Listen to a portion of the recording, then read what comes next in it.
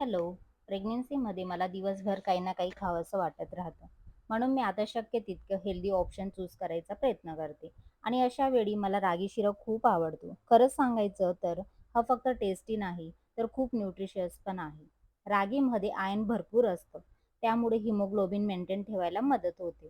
त्यात कॅल्शियम खूप जास्त असतं, जे बेबीच्या बोन ग्रोथसाठी इम्पॉर्टंट आहे. आणि प्रेग्नन्सीमध्ये कॉन्स्टिपेशन किंवा डायजेशन इश्यू खूप कॉमन असतात ना. तर रागीमधल्या फायबरमुळे त्यातही मदत होते.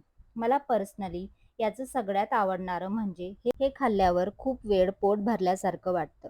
एनर्जी पण टिकून राहते. तुम्ही रागीपासून अजून कोणते पदार्थ खाता ते कमेंटमध्ये नक्की सांगा.